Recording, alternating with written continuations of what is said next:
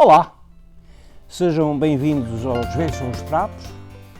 Vamos fazer a nossa terceira entrevista a incluir no nosso blog, mas hoje eu aproveito esta oportunidade para esta feliz coincidência da entrevista de hoje a coincidir com a data de um ano de lançamento do livro que está aqui à vossa frente, que é Escrito nas Estrelas e o Vento que Passa. Inclui os primeiros cerca de 200 e poucos textos do nosso blog Velhos São os Trapos e que, felizmente, alguns amigos compraram, não é? É evidente que não é um livro de grande pujança nas livrarias, mas está à venda nas livrarias e tem-se vendido, e eu sei que se tem vendido, mas já agora aproveito a oportunidade para dizer que quem não o comprou pode comprar, vai muito a tempo, é muito interessante.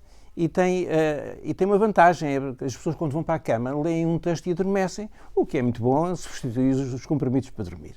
Portanto, mas, de qualquer maneira, nós estamos muito orgulhosos do livro que escrevemos, Escrito nas Estrelas e o Vento que Passa. Faz exatamente agora um ano que o lançámos e nesse lançamento estiveram aqui muitos amigos que nos acompanharam neste lançamento e um deles, por acaso, é o nosso convidado de hoje.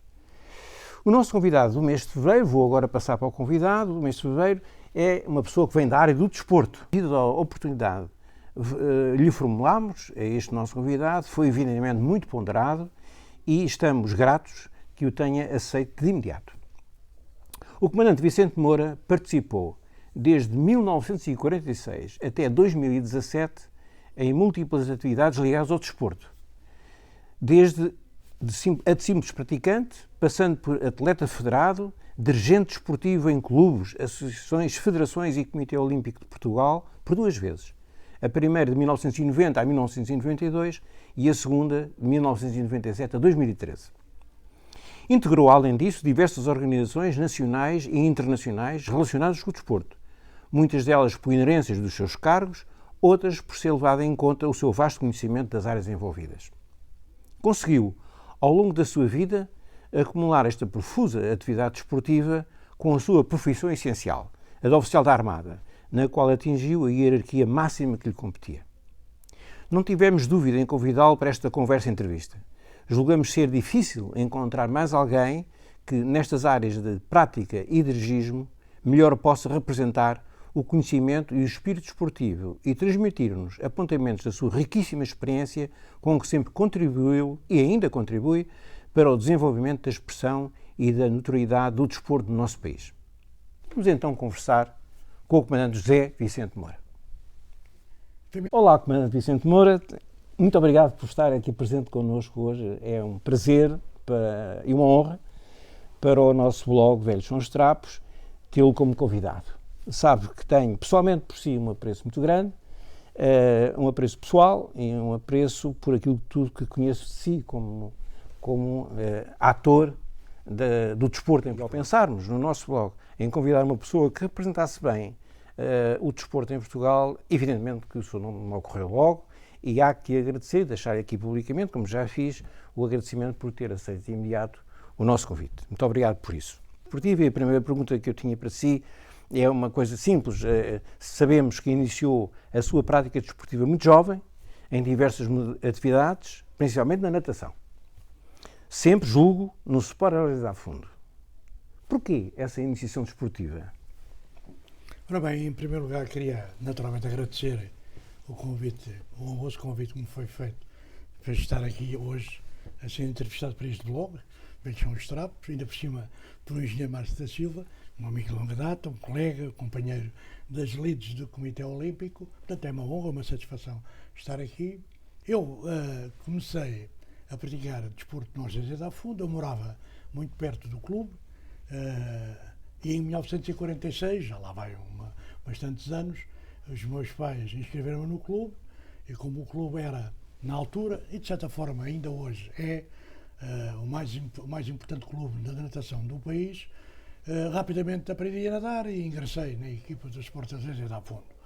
O que eu posso, não fiz só natação, fiz também basquetebol, ginástica, mas fui, de facto, federado, em termos de natação. Fui nadador razoável, ainda fui internacional, nível médio, havia nadadores, de facto, naquela altura, bastante mais importantes e que de facto obtinham marcas muito mais importantes que as minhas, mas há uma coisa muito fundamental para mim. Enquanto fui educado, como todos nós, na escola, em casa, também o Algésia da Fundo, de certa forma, me educou. Educou-me desportivamente, assumi os valores que o Algésia da Fundo, nessa altura e agora, de certa forma, ainda valoriza, o amadorismo, a ética desportiva, o cumprimento das regras, tudo coisas que hoje estão um pouco esquecidas, e o Algésia da Fundo marcou-me desportivamente, ao longo da minha carreira desportiva, mas marcou-me também pessoalmente, ao longo da minha carreira profissional na Marinha, e por que não dizê-lo, até familiarmente. Os valores que hoje são os meus, são os valores que não só naturalmente absorvi em casa, com os meus familiares, mas fundamentalmente com o suporte à Algésia da Fundo. Mas pelo consulta do seu currículo ainda se verifica outra coisa, é que sempre aliou o desporto à sua profissão na Armada. Como é que conseguiu isso? Teve obstáculos difíceis nessa sua forma de vida? Não foi fácil, não foi fácil. Não foi fácil, mas claro que tive a compreensão de muitos comandantes e chefes das diversas unidades navais por onde fui passando. Essa compreensão e até às vezes algum apoio foi complementada com o sacrifício quase total dos períodos de lazer.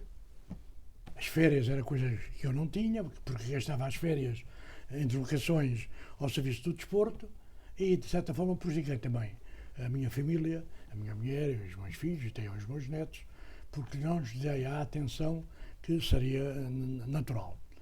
Tive sorte também, tive dupla sorte, tenho uma esposa magnífica, gosto tanto dela hoje como gosto no dia em que casei com ela, e já lá vai 56 anos, parece-me a mim, ela sabe esses números melhores que eu, e a minha mulher sempre me ajudou e sempre, nunca me impediu de fazer aquilo que eu gosto. E então o que é que acontece? Acontece que tive a grande oportunidade, e fui feliz por isso, porque fiz duas coisas que amo. A carreira na Marinha e uma carreira desportiva. Duas coisas que eu gosto de fazer, filo o melhor que pude e estou muito satisfeito por ter feito. Sim, senhor. Muito bem. Como é que relembra a sua vida na Armada, até à reforma em Capitão de Mar e Guerra? Como é que relembra essa vida? Ora bem, eu entrei para a Armada em 1958. Entrei para um curso de artífice eletricista, portanto, para um curso de sargentos. E a primeira viagem oceânica que eu fiz, na altura como artífice, foi em 1961, a bordo da fragata Corte Real, rumo ao Rio de Janeiro, transportando a primeira guarnição da então Guanabara, o navio-escola Guanabara, e que é atualmente... Guarnição em que eu não fui porque fui para outros sítios. Navio-escola Savas. Portanto, essa foi a primeira viagem. Comecei a minha carreira por aí. E terminei a minha carreira em 92, como capitão de mar e guerra, chefe do departamento de helicópteros do Gabinete de Estudos, a gerir a aquisição não tanto, mas a integração dos helicópteros, 5 helicópteros que a Marinha comprou, Super Lynx MK-95, que estão hoje ainda a voar, felizmente, esses helicópteros na Armada. Ora bem, o que é que acontece? Acontece que acabei por ser um dos responsáveis pelo facto da Armada ter voltado à aviação naval. Uma carreira longa, estive em comissões, estive 5 anos em comissões em África, não foi fácil. Quando estava ausente, naturalmente, tinha dificuldade ou não tinha dificuldade, não, por aí simplesmente me ausentava das lides desportivas, mas o facto é que quando regressava, rapidamente as pessoas lembravam-se de mim, conhecem-me, e rapidamente voltava mais ou menos às minhas responsabilidades, não tive nenhum problema. Quer dizer, as coisas correram bem e fiz tudo aquilo que eu gostava de ter feito. Ainda bem, muito bem, sim senhor. Agora voltamos à parte desportiva e no associativismo desportivo, julgo que desde 1958 no Sport Algésia da Fundo passou praticamente por todos os cargos até ao presidente do Comitê Olímpico de Portugal. Qual é a época, cargo ou cargos que mais o entusiasmaram e de que guarda melhores recordações ao longo da sua vida desportiva? a minha vida desportiva como dirigente, e nomeadamente como dirigente do Comitê Olímpico, onde estive quase 20 anos, não é? Como presidente, tive mais, mas como presidente tive quase 20 anos, não foi fácil às vezes, não é? Porque havia eu podia optar por há dois tipos de política, de um dirigente de caráter nacional, e o Engenheiro Márcio Silva sabe isto muito bem, não é? Que é apenas ser grato e obrigado ao poder político, ou, pelo contrário, tentar obter do poder político algo, não para si, não para o Comitê Olímpico, mas para a área que nós defendemos, o desporto. Eu fiz sempre a segunda opção. Tentei sempre, dos sucessivos poderes políticos, obter para o desporto português alguns avanços e algumas compensações pelas dificuldades que o desporto português, ao longo das décadas, vem sofrendo, vem sentindo. Mas, de certa forma, posso dizer que, antecedendo os Jogos de Sydney em 2000, onde o Márcio Silva, curiosamente, foi chefe de comissão, excelente chefe de comissão, como se recorda, eu acho que essa época foi a época em que eu tenho melhores recordações.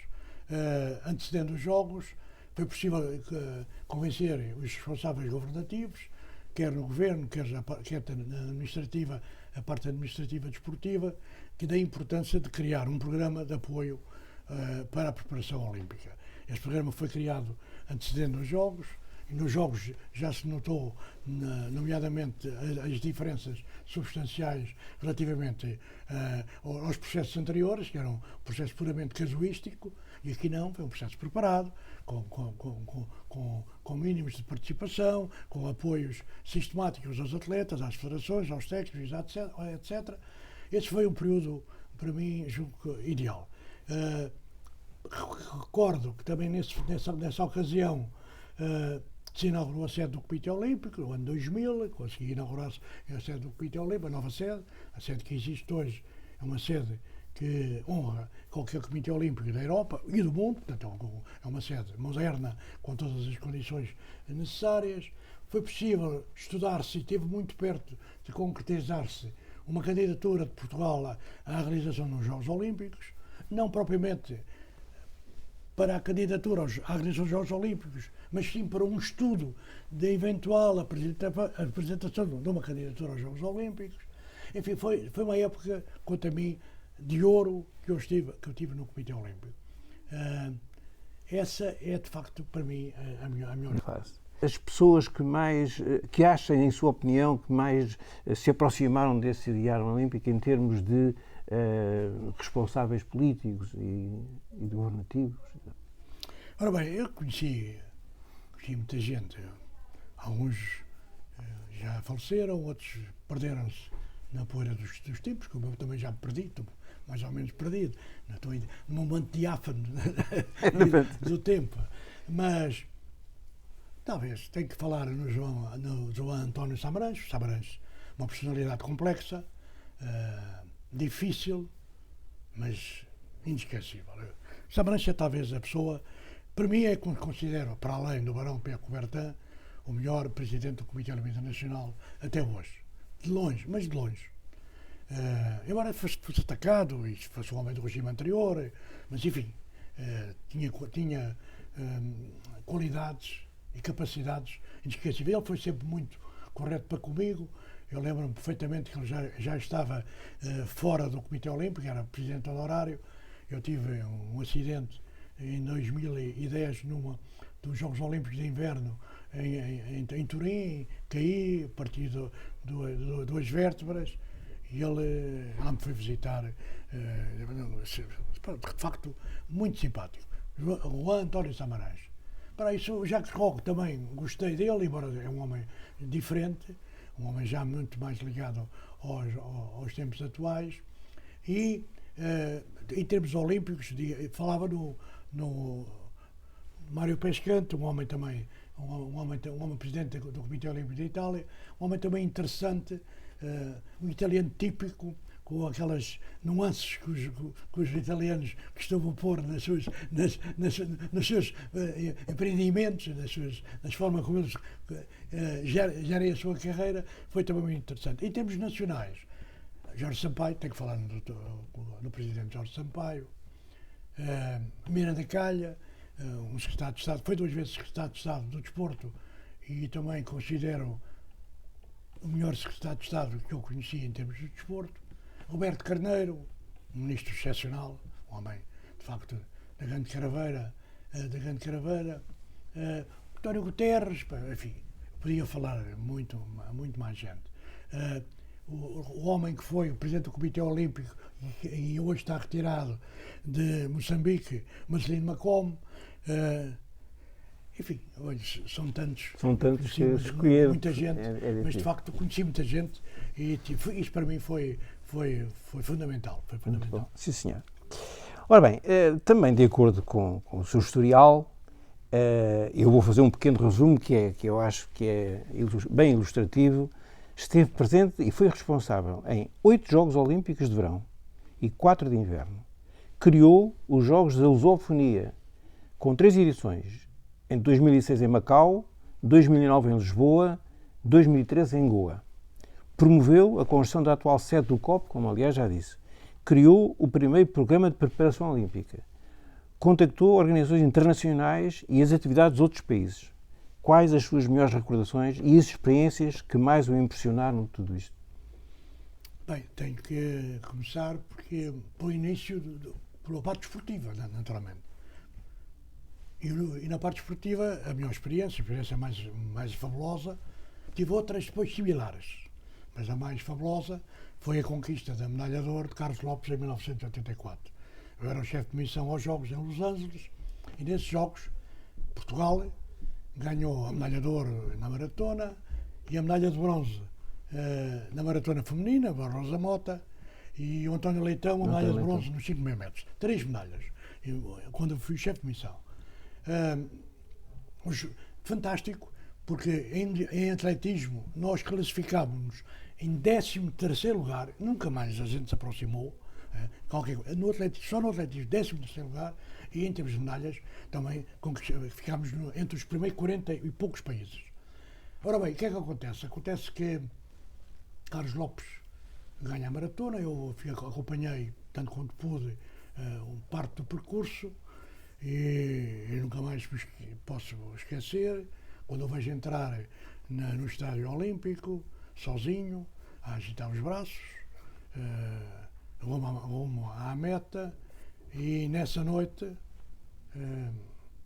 o sol a pôr-se sobre o Pacífico e o Carlos Lopes no pódio, braços erguidos e com a coroa de louros na cabeça e a medalha de ouro ao peito, e eu ouvir o hino nacional e a bandeira portuguesa a subir ao mastro mais alto do estádio. É um momento inesquecível e esse momento, digamos, marcou-me toda a minha carreira e quase eu diria que pagou, de facto era preciso pagar, tudo o que sofri antes dos Jogos, porque não foi muito, foi até 84, e o que sofri depois até 2017.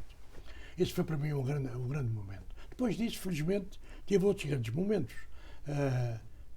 Assisti a Rosa Mota em 88 a ganhar também uma medalha de ouro em Seul. A medalha de prata do Obicoelo em 2004 em Atenas. Atletismo. Não me deixar de lembrar que no início dos 100 metros planos, a prova rainha dos Jogos Olímpicos, Obicoelo na pista, ouvia-se nos altifalantes do estádio o Zorba, e antecedendo a partida, Obicoelo a dançar, cadenciado com o Zorba, e o público a acompanhar com palmas, aqueles 70, 80 mil pessoas a acompanhar com palmas o Obicoelo, que ganhou a medalha de ouro. Foi outro grande momento. Para além disso, depois, outros grandes momentos, quando vou até hora em medalhas, é preciso dizer que, felizmente, as coisas repetiram-se. Porque enquanto eu estive no Comitê, com a minha intervenção direta, ganhámos 12 das 24 medalhas que o Comitê Olímpico atualmente tem. É verdade, sim, senhor. Mas há uma coisa que gostava que aprofundasse um bocadinho mais, que é esta questão dos jogos da lusofonia. Ora bem, os jogos da lusofonia... Que eu penso que creio que já não existem. Quer dizer, eu não sei se existem, porque a questão é o seguinte. Eu comecei a dar-me muitíssimo bem com os dirigentes dos diversos comitês olímpicos dos diversos países originários das antigas colónias portuguesas. E apercebi-me que no Comitê Olímpico Internacional havia grupos linguísticos ou políticos que aproveitavam esses agrupamentos para conseguirem aprovar propostas que de outra forma seriam excluídas. Eu, a partir daí, admiti criar primeiro uma associação de comitês olímpicos de expressão portuguesa para utilizar essa união no Comitê Olímpico Internacional, mas rapidamente que era o ACOLOP. Sim, raramente, o ACOLOP, raramente parti para outro nível. Não, para este nível não interessa muito, vamos para outro nível, para o nível de participação olímpica.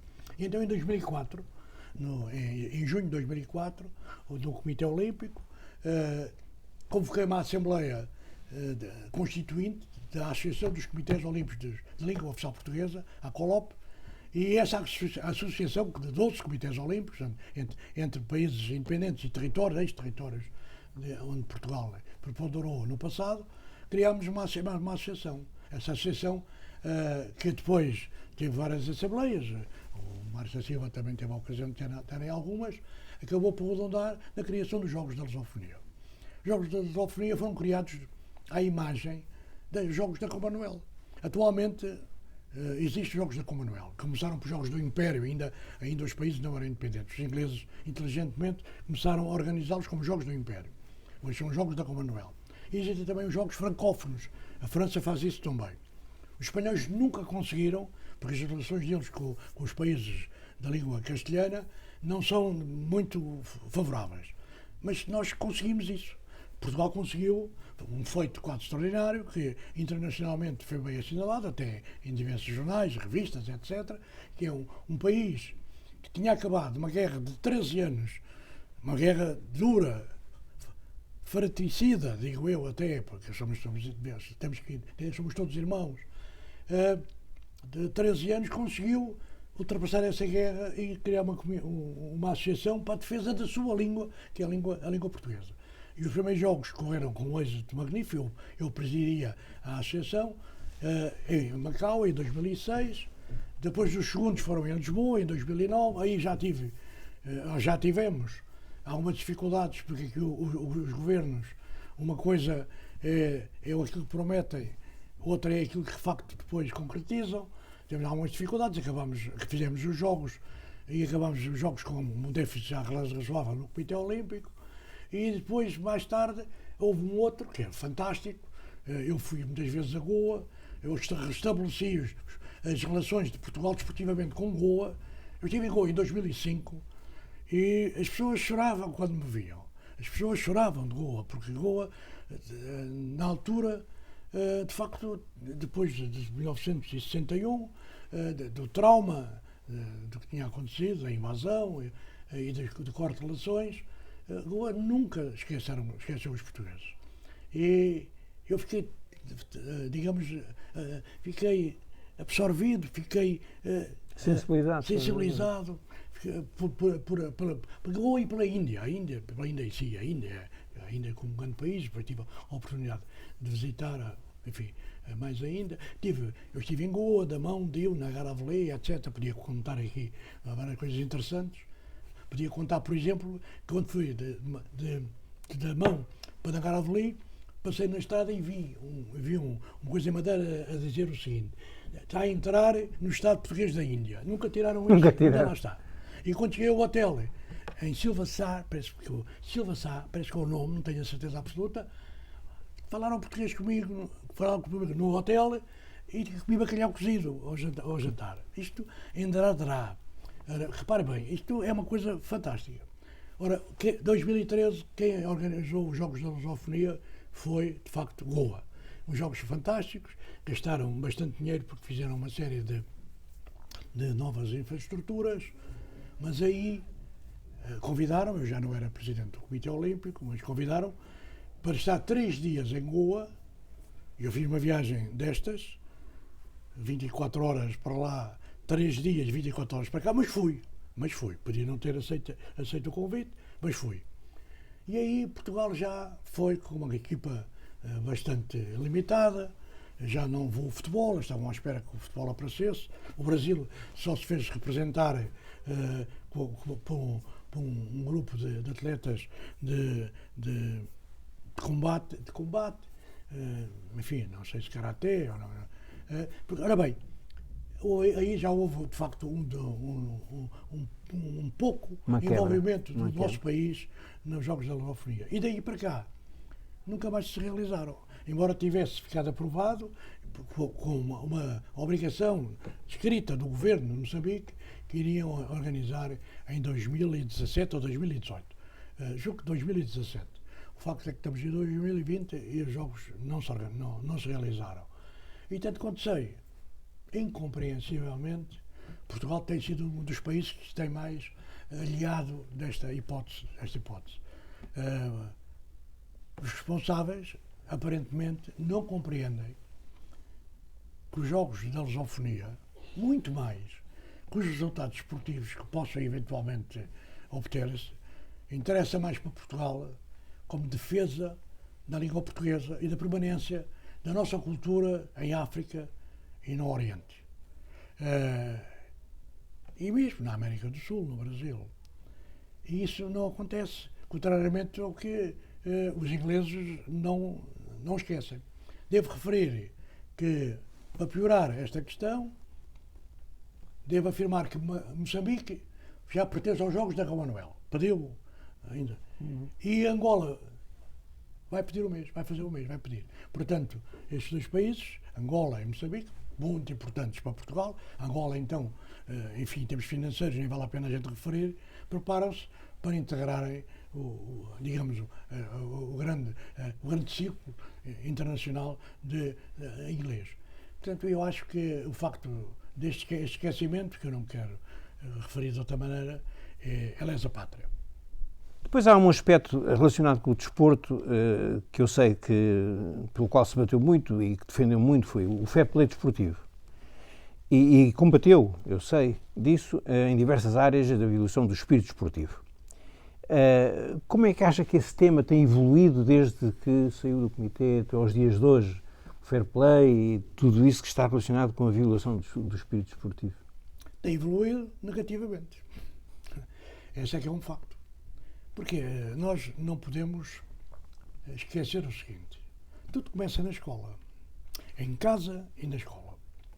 Ora bem, quando em casa estes assuntos do desporto não são assuntos prioritários, naturalmente, as famílias querem que os meninos e as meninas, o que é completamente natural, tenham boas notas nas diversas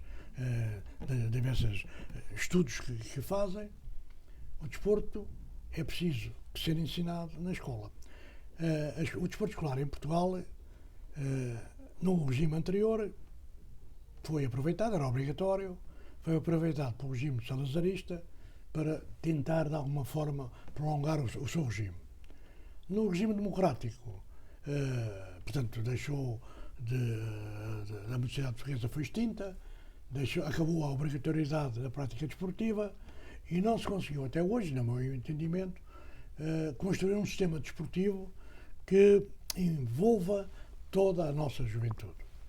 Ora, sendo o desporto escolar atualmente voluntário e abrangendo apenas 20%, eu já estou a ser até, digamos, simpático, 20% da população escolar, quer dizer que 80%, exatamente até os jovens cujas famílias não se importam muito pela prática desportiva, digamos, e os seus valores, ficam de fora do ensinamento do que é o desporto. O desporto tem duas componentes na escola. Por um lado, se praticar um desporto em várias modalidades, o jovem acaba por descobrir qual é a modalidade que ele gosta mais de praticar, se quiser, e ao mesmo tempo também para o qual ele tem condições morfológicas e psicológicas para praticar. Portanto, há uma escolha de uma modalidade apropriada a este jovem. E, para além disso, aprende que é necessário respeitar as regras desportivas, mas também as regras sociais. É preciso respeitar o adversário é fundamental, ninguém joga sozinho, portanto, o adversário na realidade é um colaborador. Se eu vou jogar ténis, eu preciso que alguém esteja do outro lado, colabora comigo no jogo de ténis, não é um adversário. E, por outro lado, nem que nós fazer uma competição com 10 atletas, 100 ou 1000, é igual. Um deles vence sempre. Os outros, os novos, 99 ou os 999, perdem. É assim. Portanto, é outra face da moeda. Portanto, temos que respeitar o adversário e perceber que ganhar e vencer é algo que nós temos que entender e aceitar. Ora, como ninguém ensina isto aos jovens de hoje, eles deixam-se empolgar pelos desportos profissionais. E o desporto profissional hoje, nomeadamente o futebol, é dinheiro. Milhões. No futebol, falando de futebol, que até em Portugal tem evoluído positivamente, devo dizê-lo, mas o futebol tem milhões para os atletas, milhões para os treinadores, milhões para os dirigentes que são profissionais, milhões para a comunicação social, milhões. E, portanto, esta gente aqui envolvida numa hipotética ganho desses milhões, querem ganhar a todo custo. E os jovens deixam-se envolver por essa prática.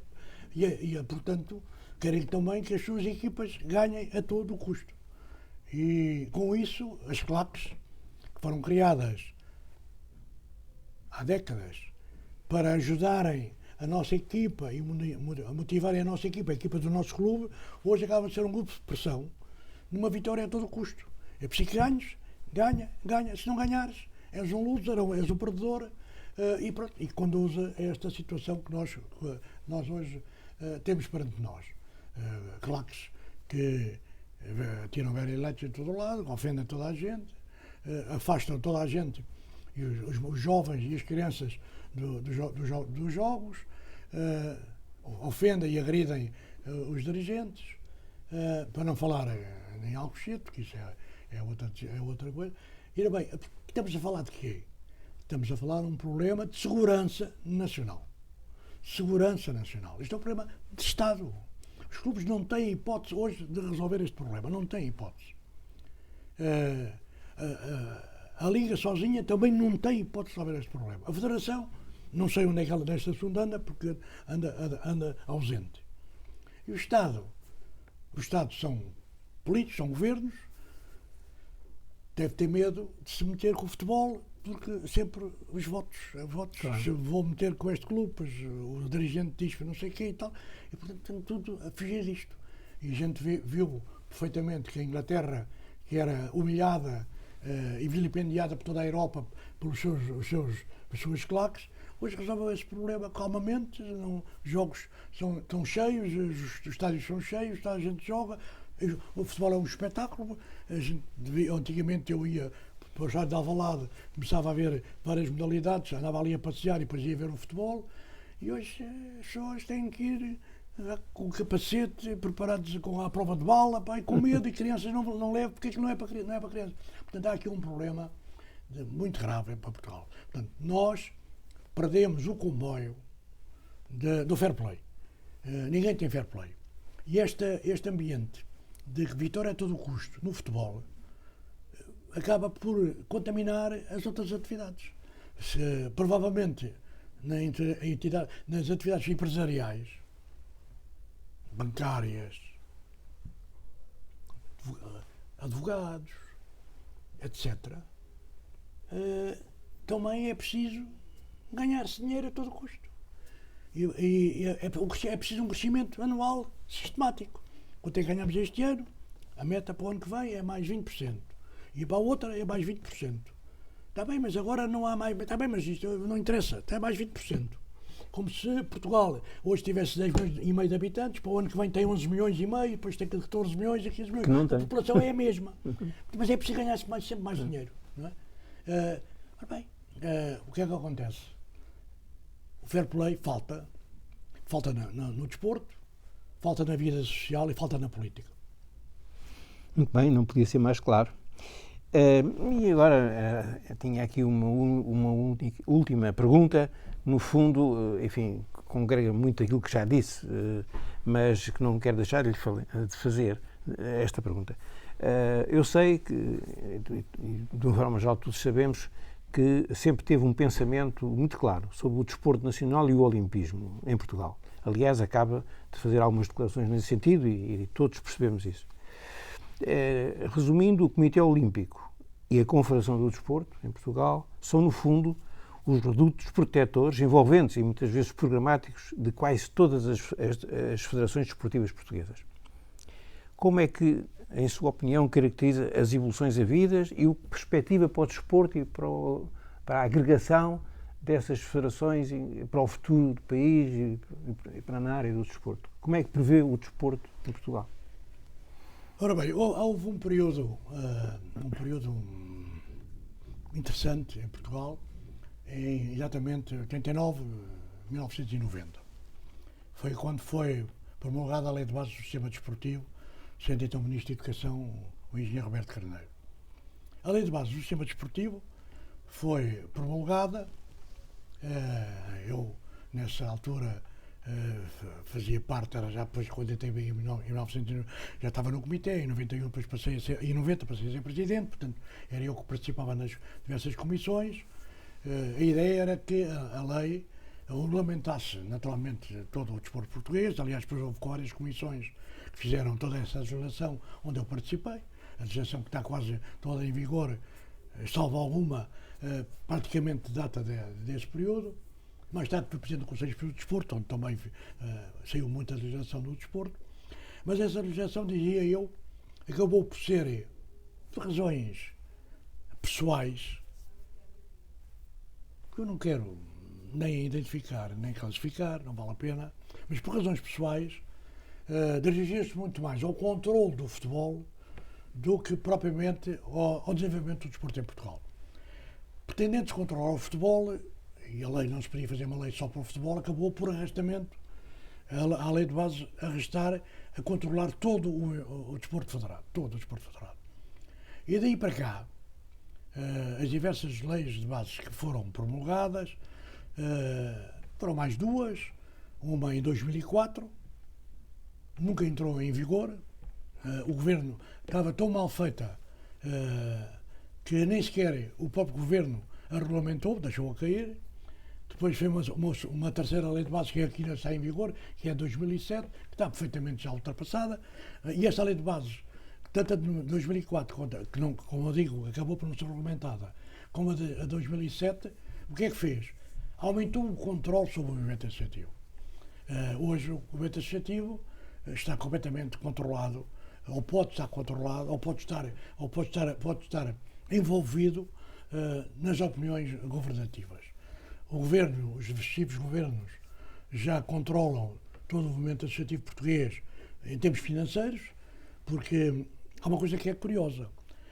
Os governos, na altura, após o PREC, como se recordarão, foram nacionalizadas as mais importantes empresas portuguesas. Pouco tempo depois, nesta altura, quando foi criada a Lei de Base do Sistema Desportivo, os governos queriam privatizar as grandes empresas e diziam-no que tinham um slogan que era menos Estado, melhor Estado. O que é que acontece? Com o desporto foi ao contrário. Mais Estado, pior Estado. Foi exatamente ao contrário. Isto pela vontade de controlar a área desportiva. E aquilo que eles queriam para as empresas, e era dos segundos argumentos, é que uma empresa privada, as pessoas têm dinamismo, procuram receitas, procuram boas vontades, vão buscar voluntários, envolvem mais pessoas, em termos económicos isto tem uma grande rentabilidade. Não o fizeram para o desporto, e o desporto hoje, o que é que faz? Vive, praticamente, totalmente do Estado. Exceto do futebol e uma ou outra modalidade, cerca de 70% a 80% das federações vivem unicamente do Estado. E até nem é do Orçamento Geral do Estado, é das verbas provenientes das apostas mútuas. Portanto, é os portugueses que, através das apostas mútuas, acabam por pagar a parte esportiva.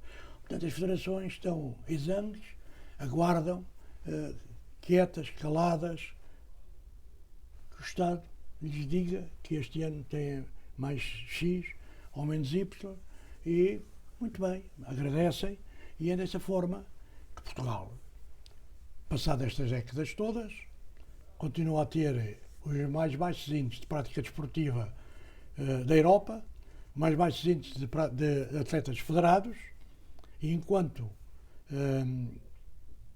Portugal, em 108 anos de participações olímpicas, ganhou na sua totalidade 24 medalhas, outros países mais ou menos com a nossa dimensão ganharam. A Hungria, quase 500 medalhas. 500, a Hungria. A Holanda também. A Holanda, quase 300. A Roménia, quase 300. A Suíça, 149. A Grécia, que é de facto, a gente está sempre em competição, 116, nós temos 24. E isto vai continuar. Vai continuar. Portanto, o nosso afastamento da prática desportiva generalizada na Europa é grande. Vai continuar porque era preciso, é necessário, é imprescindível criar um sistema desportivo em Portugal lógico, coerente, que comece com os jovens no banco da escola e os leve por aí fora, se não aos clubes, se não às seleções olímpicas, pelo menos à prática saudável do desporto. Eu diria que em Espanha, cuja ascensão meteórica depois dos Jogos de 92 faz com que a Espanha hoje seja uma das grandes potências europeias e mundiais na área desportiva.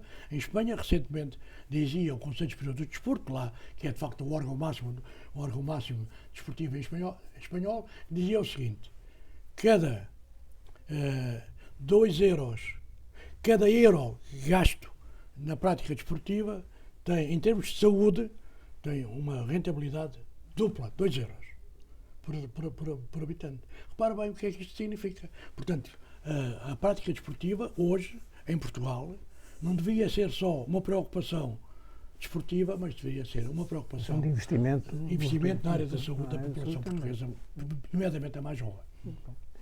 Bom, mas só queria falar... fala à vontade. Só queria falar numa coisa que eu me esqueci e que é importante. Durante há uns anos, quase uma década, o Comitê Olímpico, e eu aqui falo um pouco individualmente, mas é preciso perceber que sou eu e aqueles que me acompanhavam, que me ajudaram, que me Mário da Silva e muitas outras pessoas. Era um grupo de pessoas que, notáveis dirigentes de grande capacidade e que fiéis no sentido de lealdade. Quando havia divergências, nós discutíamos entre nós e tudo o que se fazia-se em consenso. Durante uma década, nós conseguimos criar uma coisa que é o Tribunal Arbitral do Desporto. O Tribunal Arbitral do Desporto teve várias vicissitudes, depois houve um governo que tentou, digamos, separar o Tribunal Arbitral do Desporto, passando para uma entidade estatal. Enfim, depois a gente reagiu e depois, isto de facto acabou por não acontecer. Hoje está a trabalhar perfeitamente. É claro que ninguém lembra, e está a trabalhar, como a gente pretendia, trabalha em instalações do Comitê Olímpico. O Comitê Olímpico que é o grande tutor do Tribunal Arbitral do Desporto. É hoje, de facto, uma instituição bastante importante. E as federações começam a habituarem-se, e isto que eu queria referir-se, a que, em vez de correrem ao Tribunal com qualquer problema lá na Caparina, correr ao Tribunal Arbitral do Desporto para, entre todos nós, dentro do desporto, resolver os problemas que nos dividem. Isso é fundamental. Portanto, eu acho que o desporto está neste momento, num momento ideal, com os problemas que é preciso resolver em termos de segurança das populações nas áreas desportivas, com os problemas que é preciso resolver na área do número de praticantes desportivos, que é mínimo, com o problema que é preciso resolver em área jurídica. Está numa altura ótima para que um governo responsável, e há um novo governo agora, que está neste momento a aprovar o seu orçamento e entrar em funções, portanto a entrar em velocidade de cruzeiro, olhe para o desporto com outros olhos e crie para Portugal um sistema desportivo que não só orgulhe o país, mas aumente também a autoestima dos portugueses. Os portugueses precisam do desporto porque não há outra área que não seja a desportiva para projetar o país além fronteiras. Portugal precisa dessa projeção. Muito bem, é uma declaração fundamental, embora ainda gostava de, enfim, já as minhas perguntas esgotaram-se, mas ainda me ocorre também que, apesar de tudo, foi no seu tempo que foi criada a Fundação do Desporto. Sim, a Fundação do Desporto eu fiz parte também.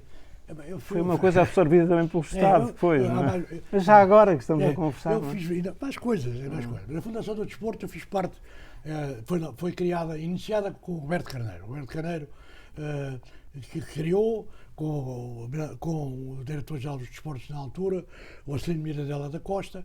Havia uma comissão instaladora, que era exatamente o Arcelino Miradela da Costa, era eu e era o presidente da RTP na altura, o presidente do Conselho de Administração. E tentou-se fazer uma fundação do desporto à imagem da ADO, que é a ADO, a Associação de Esportes de Espanha, em Espanha, que em Espanha tinha tido um êxito fantástico, porque foi a ADO que ajudou à transformação do desporto depois dos Jogos Olímpicos de 92. E nós aqui, eu aqui, e o presidente, e o diretor-geral dos desportos, tentámos também criar uma fundação à imagem e semelhança. Mas também, rapidamente, o poder político, não o Roberto Carneiro, mas a Direção-Geral dos Desportos, não quis. Queria exatamente que foi uma fundação estatal. E a fundação, com todos os problemas que aqui à volta se levantaram, acabou por ser aquilo que existe. Hoje já tem. É um departamento do Estado. É a Fundação do Desporto de Portugal. A fundação é inexistente. Alguém conhece? Ouviu falar da Fundação? Conhece o emblema da Fundação, o logotipo da Fundação? Conhece alguma coisa que ela tenha feito? Nada, ninguém conhece nada. Portanto, a Fundação é um departamento do Estado que gasta o dinheiro da Direção-Geral de Desportos, tem uma nova vida, porque o Alexandre Mestre, então secretário de Estado do Desporto em 2012, lhe entregou a gestão dos centros de alto rendimento que estão espalhados pelo país. Isto também é curioso, porque Portugal não tinha centros nenhuns de alto rendimento. Não havia centro de estágio. Quem criou o primeiro centro de estágio olímpico foi o Comitê Olímpico, em Rio Maior. Criámos o Centro de Preparação Olímpica de Rio Maior e ajudámos também a criar o Centro de Preparação Olímpica da Vila Real de Santo António, no Algarve. Portanto, a partir daí começou-se a olhar para a necessidade de haver centros de preparação, centros de treino. E o Governo criou, não um, nem dois, criou 12 ou 13 centros de alto rendimento espalhados pelo país, que têm custos enormes. Os espanhóis, centros nacionais, têm apenas 3 centros nacionais e depois têm 7 ou 8 especializados, mas que estão, digamos, à guarda das zonas onde essas atividades mais se desenvolvem. Ora bem, aqui, de facto, os centros de rendimento que existem estão incompletos, porque não é possível em todos eles ter uma equipa de médica, uma equipa de energia, tudo aquilo que é necessário, todas as condições que tem de ter um centro de alto rendimento, de apoio. Portanto, estão, de certa forma, limitados e estão a ser geridos hoje pela Fundação. Ora, a ideia do Alexandre Mestre, então secretário de Estado, era que a Fundação obtivesse meios financeiros para juntar aos meios financeiros estatais, vindos do Estado, do Instituto do Desporto, para financiar os centros de alto rendimento. Portanto, quando sei, essas verbas são limitadíssimas e o Estado, mais uma vez, está a financiar todos os centros de alto rendimento. O Estado também. Portanto, também a Fundação é um órgão, como disse o Mário da Silva, um órgão estatal que paga bons vencimentos a quem lá está e que serve de intermédio para pagar os custos do centro de alto rendimento. Em termos de desporto propriamente, a ideia, quando se queria criar a Fundação, a ideia era criar verbas alternativas ao Estado, portanto, com isso aumentar, digamos, a possibilidade das federações fazerem atividades que não fossem financiadas inteiramente pelo Estado, praticamente isso não foi possível. Porque a Federação do Desporto não é atraente, não atrai. Ninguém a conhece. Está mal concebida. Está muito mal concebida. Não era assim que eu queria, não era assim para que eu lutei, mas o caso é que em Portugal muitas vezes não há um toque de Midas, há um toque de desastre. Muito bem, eu agora posso ser apanhado pela Câmara. Não é costume fazer, mas eu agora gostava. Estou outra vez a ser. Bom, meus queridos amigos dos Velhos São os Trapos assistiram agora a uma conversa e entrevista com o Comandante Vicente Moura sobre a área do desporto.